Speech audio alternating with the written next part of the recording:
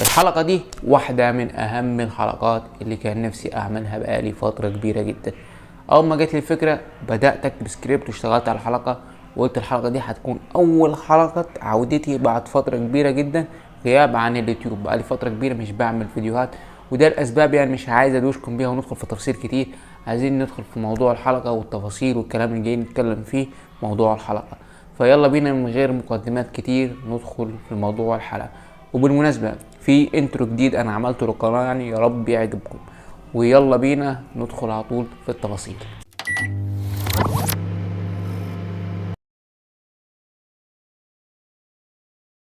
صناعة زي صناعة السينما دي بالاخص في ناس كتير بتبص لها بنظرة مختلفة. بنظرة ايه؟ بنظرة ان الحاجات دي احنا بنتفرج وبنترفع عن نفسنا وبنشوف حاجات ممتعة جدا. لا، السينما ليها دور كبير جدا ودور مهم بعيدا عن الترفيه. كدور زي السينما ان هي بتعبر عن كل مواطن في المجتمع. يعني دور زي دور عامل نظافة، دور زي الطبيب، دور زي المهندس، عبر عن كل الناس المهمشين في المجتمع وبيحاول يبرزهم. فدور زي دور السينما مهم جدا بعيدا عن ان هو ترفيه، لكن لازم يكون ليه قيم ومبادئ اكبر من كده بكتير. السينما بتعبر عن المجتمع، بتنقل الواقع وتوريهولنا وتحاول تبدأ تلقاله حلول. مهم جدا كدور سينما ان هو بس ما يعبرش ويطلع الواقع في الشاشة، لا، يورينا حلول ليه. كل حاجة لازم تكون كده. ففكرة ان احنا بنبص لصناعة كصناعة ترفيه بس، لا، دور السينما ودور الفن عموما ليه رسائل. لازم الفن يكون ليه رسالة غير ان هو يبقى ترفيه بس. لا، السينما رسالة برضو. في ناس بتطلع تتكلم وبالاخص بيكونوا فنانين، بيطلع يقول لك احنا مش مهم نقدم رسالة للناس، لا، احنا المهم نقدم الترفيه. فده شيء غلط جدا. لازم زي ما تقدم الترفيه قدم لي رسالة وليها قيم وتحاول توعي الناس كتير. ده دور السينما لانه دور مهم جدا، ودور لازم ما نغفلش عنه ونبص له بنظرة مختلفة. يعني الفكرة السائدة والفكرة الرئيسية حاليا ان الدور يا عم ده بياخدوا فلوس كتير وبيصرفوا فلوس كتير على الافلام والحاجات وملهاش اي 30 لازمة. لا، ليها لازمة. الفلوس اللي بتصرف كتير اللي شايفها دي بتيجي كديها ضعفين او 3 ضعف بعد ما الفيلم ينجح وتلم ايراداته. فتبص بره في هوليوود بتلقى ان الناس بتصرف ملايين في الافلام بس بيكسب كدها 10 مرات. في دي زي ان هو يكون بيزنس؟ لا، هو دور كصناعة زي اي صناعة في الدولة. صناعة بتكسب فلوس للدولة وليها عوائد للدولة وليها ربح. فدور لازم نبص له ان الصناعة دي صناعة الفن دي ليها دور مهم جدا في المجتمع. وعلى رأي المثل ان هو الفن مراية المجتمع. ده شيء صحيح جدا. فكرة ان احنا بنبص للصناعة زي صناعة السينما دي عليها توعية الانسان. فكرة ان انت بتقدم لي عمل بيناقش قضية، فمهم جدا تلقى حلول للحاجة اللي انت بتتكلم فيها دي. مهم جدا نوعي الناس ونكتر بقى من اعمال اللي هي فيها قيم وفيها مبادئ، ونركز اكتر، نركز على جيل هو مشتت جدا. فكرة صناعة زي صناعة السينما دي ليها دور مهم جدا في المجتمع، وان هي تطلع الواقع بس بشكل يتناسب مع عادات وتقاليد زي المجتمع المصري. وحط تحت عادات وتقاليد دي كذا خط. مهم زي صناعة السينما دي ان هي تركز في الحتة دي، تركزش بس في الترفيه. ترفيه مهم جدا، لكن لازم برضو تكون اعمال فيها رسالة وليها حلول. من حاجات زي اعمال زي يوميات ونيس دي، عمل ده عظيم جدا. شوف معمول من كام سنة ولسه عايش لحد الان.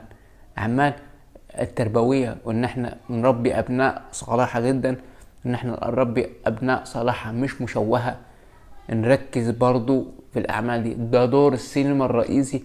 لازم حتما وبدا ان احنا لازم نغير فكرة الناس عن الصناعة زي صناعة السينما. لا، صناعة مهمة جدا، لكن السبب الوحيد للناس بتبص لها بالطريقة دي هو القائمين على صناعة السينما في مصر. انت بتقدم اعمال، الناس دي هتطلع تقول كده، انت بتقدم اعمال دون المستوى، اعمال ما تناسبش الذوق العام.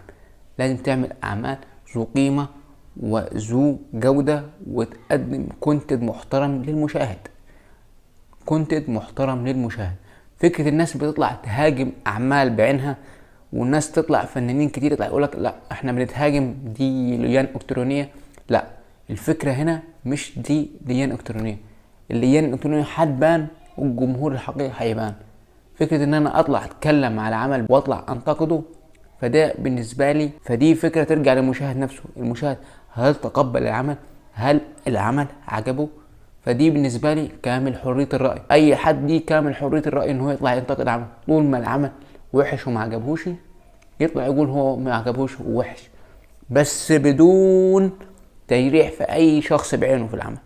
العمل دي منظومة، كمخرج كمؤلف كتمثيل، فان انت تطلع تتكلم عن شخص بعينه، ممكن تطلع تنتقد ممثل ما عجبكش تمثيله، ليك حرية الرأي. وفي الاخر برضو الجمهور اذواق، يعني ممكن العمل اللي يعجبني انا ما يعجبكش انت، او العمل اللي يعجبك انت ما يعجبنيش انا، كلها اذواق.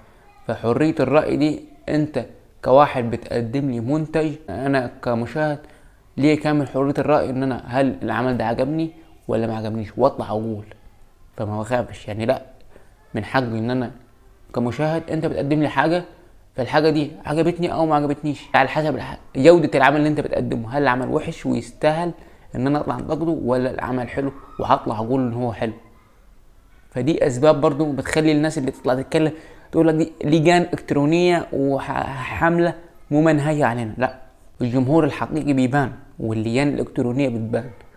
فكرة ان انت بتدخل كل حتة اللجان الالكترونية، لا، في ناس ما عجبتهاش الحاجة اللي انت قدمتها، ما تتقبل الرأي زي ما انا بتقبل العمل الوحش اللي انت بتعمله، قبل رأيي. فبالنسبة لي الحتة دي لازم كنت اتكلم فيها، لان فيها جدل حاصل كتير على السوشيال ميديا. فواجب ان احنا نقدم كصناعة زي صناعة السينما دي دور مهم، نغير وجهة نظر الناس من خلال اعمال محترمة واعمال تليق بالمشاهد. مهم لازم اتكلم في الجزئية دي عشان موضوع حاصل كتير ان صناعة زي صناعة الفن دي صناعة مش مهمة، صناعة بتصير فيها فلوس. لا، صناعة مهمة جدا، واحنا لينا ارث فني كبير جدا من زمان. يعني فترة الستينات وفترة السبعينات دي في ناس كتير جدا عمالقة انت طلعتها في الفترة دي. عنديك اهم مخرجين مصر في الفترة دي الستينات والسبعينات، كان عندك عمالقة في الاخراج، كمال الشيخ، محمد خان، عاطف الطيب، فطين عبد الوهاب، صلاح ابو سيف. كل الناس دي كانت عمالقة في الاخراج. يعني واحد زي كمال الشيخ ده كان بيتلقب بهيتشكوك العرب، كان صاحب مدرسة الافلام الواقعية. الراجل ده هو اللي ابتكر مدرسة الافلام الواقعية. وكان عندك على جانب التمثيل مين بقى في الفترة دي؟ احمد زكي، محمود عبد العزيز، عادل امام، يحيى الفخراني، نور الشريف. الناس دي كانت عمالقة. انت متخيل كمية المنافسة كانت في الفترة دي بين الناس دي كلها؟ كان كل واحد نجم شباك بيتصدر. تكون كمان المنافسة بينهم منافسة فنية، منافسة مين الممثل الجامد واللي هيطلع يورينا امكانياته ويورينا القدرات بتاعته. كانت منافسة فنية ومنافسة الناس كلها استمتعت بيها.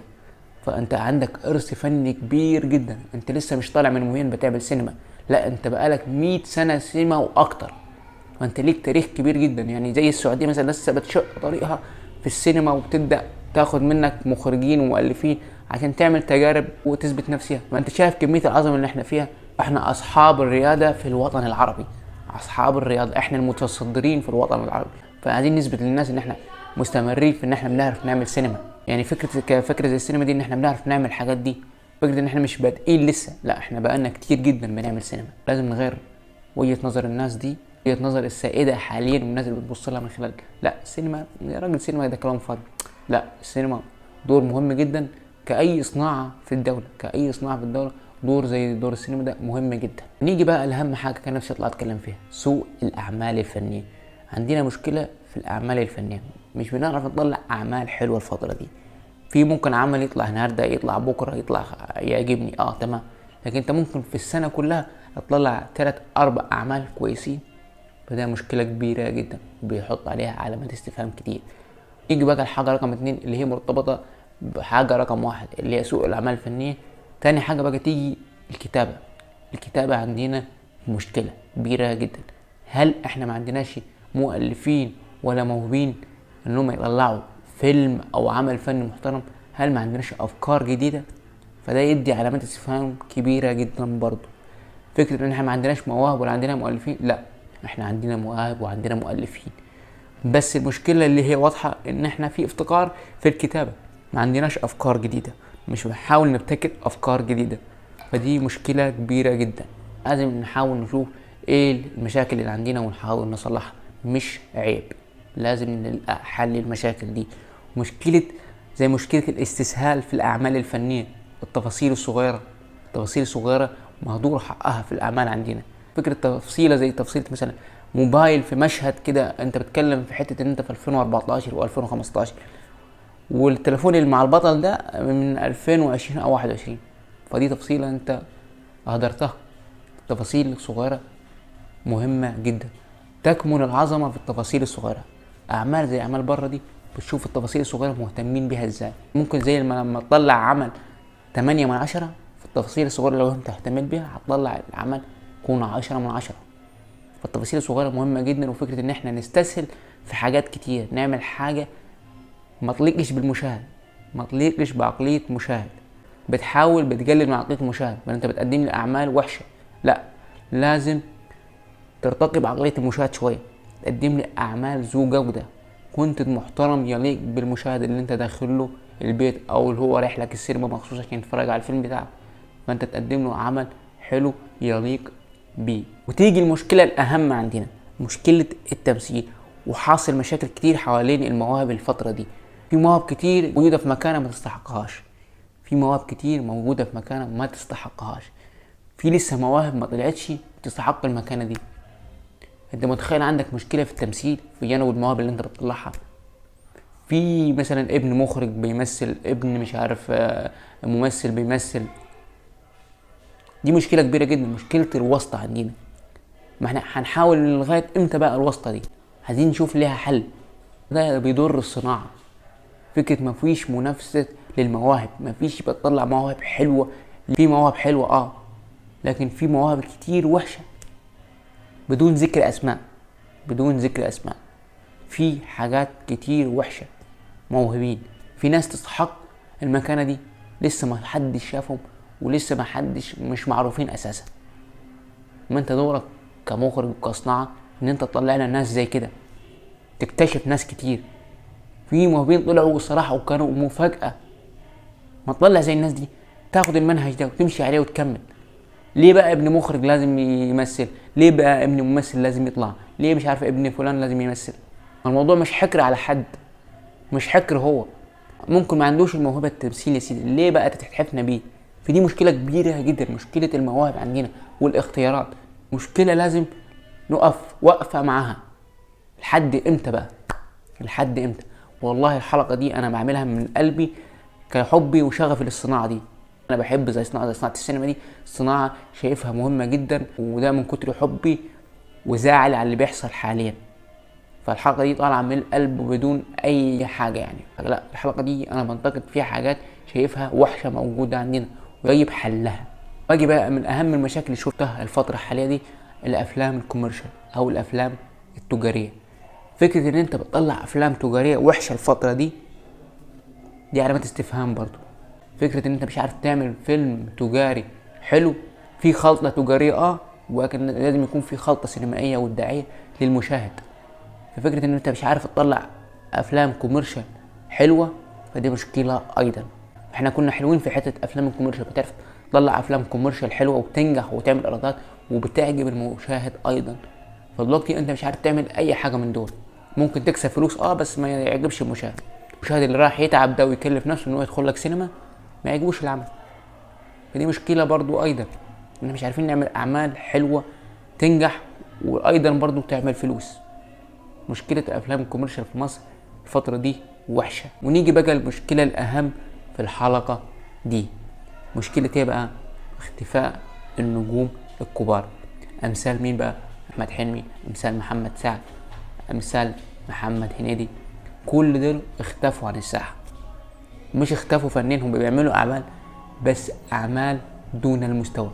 انت متخيل واحد زي احمد حلمي عمل في 2006 3 افلام؟ ايه هم بقى ال3 افلام دول؟ فيلم زي مطب صناعي، وفيلم زي جعلتني مجرما، وفيلم زي ظرف طارق. انت متخيل ال3 افلام دول في سنة واحدة حلمي بيعملهم؟ ده بدري بقى. حلمي مش عارف يعمل فيلم اللي عمله في سنة واحدة دي دلوقتي. فيلم ال3 افلام دول حلمي مش عارف يعمله حاليا. كل افلام حلمي دون المستوى. وده يرجعنا للمشكلة اللي اتكلمنا فيها قبل كده، مشكلة النص.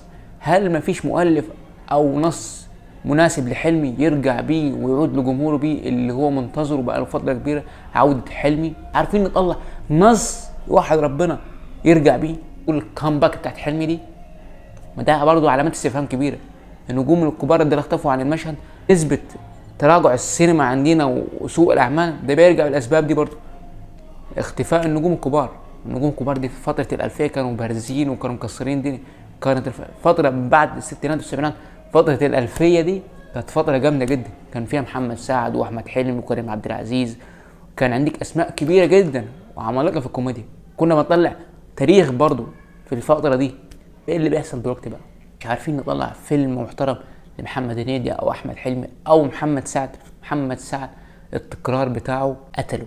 التكرار قتله. كل عمل بيشبه للتاني. فكرة ان انت بتعتمد على كاركتر كل مرة، خلاص الموضة دي حسيت ان هو عند سعد بطلت. انت راجل بتعرف تمثل، اعمل كوميدي ماشي، بس اعمل لك حاجة حلوة ترجع بيها وتليق بجمهورك. اختفاء النجوم الكبار ده شيء يزعل. يعني انا واحد مثلا من عشاق احمد حلمي. فترة الراجل ده امتعني في فترة 2010 في عسل اسود، اسف على الازعاج، اكس لارج اللي هو بصراحة اخر عمل حلو لحلمي. من بعد 2011 وتحديدا اكس لارج احمد حلمي مش موجود. فدي مشكلة كبيرة جدا. لازم حاول ترجع لي النجوم الكبار وترجعهم باعمال قوية جدا. المشكلة بقى الحقيقة عندنا مش في اختفاء النجوم الكبار ده، لان الكوميديا اصلا وقعت. مفيش كوميديا دلوقتي حاليا. في تراجع في الكوميديا. ممكن يطلع لي عملين حلوين يضحكوني تمام. كنت بطلع في فترة الالفية دي كنت بطلع 10 افلام جامدين ككوميديا.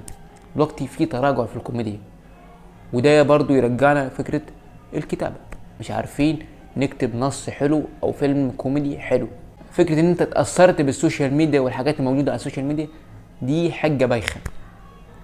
انت دورك كمؤلف ان انت تبتكر حاجات جديدة، حاجات بتعرف تضحك بعيدا عن السوشيال ميديا وبعيدا عن الميمز اللي بيجي الناس تضحك على ميمز بس ما تضحكش على افيه في فيلم.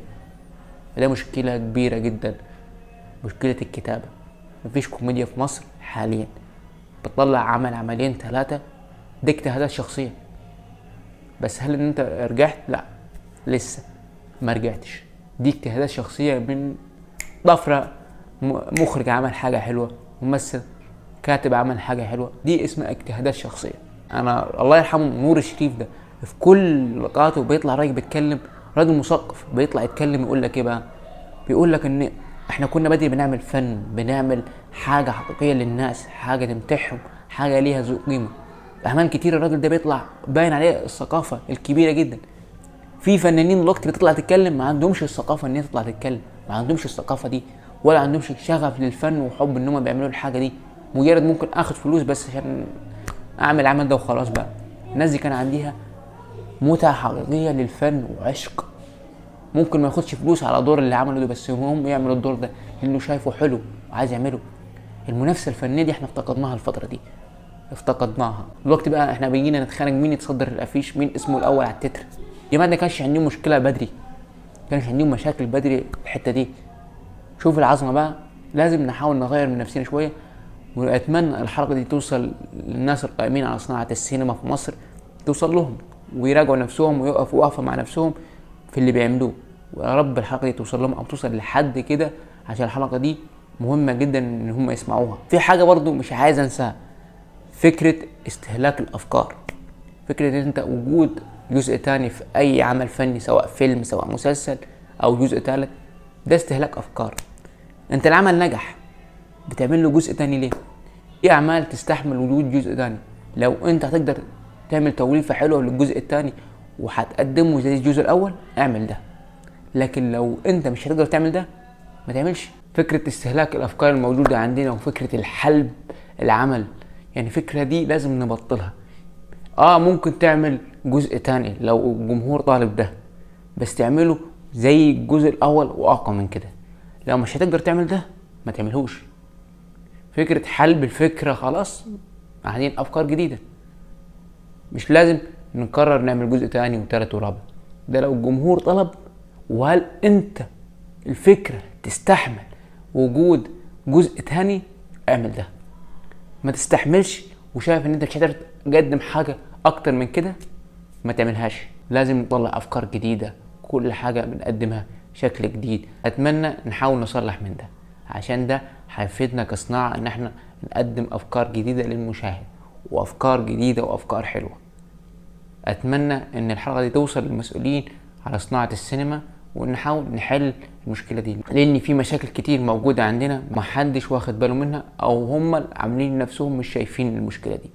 فاتمنى نحاول نوقف وقفة مع نفسنا، ونحاول نصلح كل الحاجات اللي انا اتكلمت عنها في الحلقة دي. احنا من بعد الثورة السينما نزلت مستواها، بس هل ده مستوانا؟ لا طبعا، ده مش مستوانا كصناعة زي صناعة السينما. صناعة مهمة جدا، مفيدة لناس كتير، وليها قيم وبتعكس الواقع. اتمنى اكون وفيت كل حاجة وكل المشاكل الموجودة عندنا. وفي النهاية لو عجبتكم الحلقة دي تعملوا سبسكرايب وتعملوا لايك. مهم جدا تعملوا سبسكرايب لو عجبتكم الحلقة، وتعملوا لايك، لان ده بيساعد كتير جدا في انتشار القناة وانتشار الفيديو.